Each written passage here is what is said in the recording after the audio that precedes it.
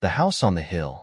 In the remote American countryside, far from big cities and highways, stood an old house. Locals called it the house on the hill.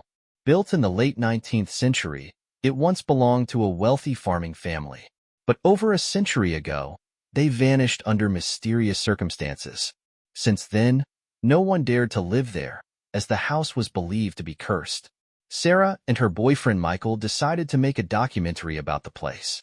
Sarah was fascinated by paranormal phenomena, while Michael had professional filming equipment. Locals tried to dissuade them, but the young couple just laughed at the stories. They arrived at the house late in the evening. The old wooden structure creaked as if it were alive.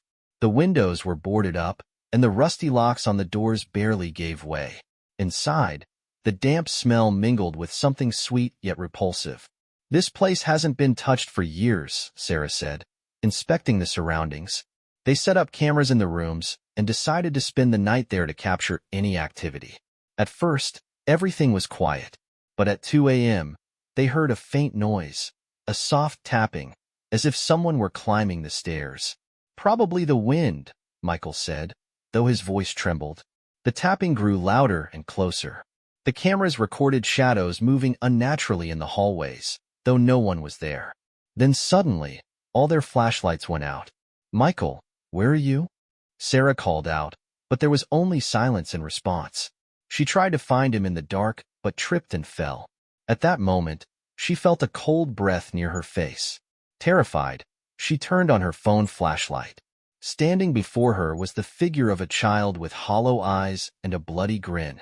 She screamed and ran, but the door, which had been open, suddenly slammed shut. Above her, she could hear Michael's screams. Sarah raced upstairs but realized that the house had changed. The wooden walls were now black and slimy, and the doors led into a void. Michael's voice echoed from everywhere, but she realized it wasn't him. It was something else mimicking his voice. The house began to close in around her. The rooms grew smaller, the hallways shorter. Finally, she saw an antique mirror.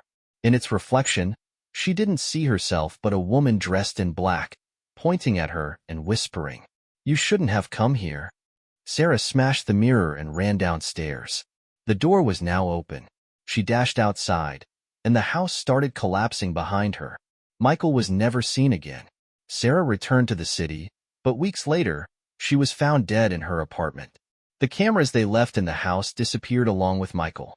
People say that now, shadows and the figure of a woman in black can be seen in the windows of the house on the hill.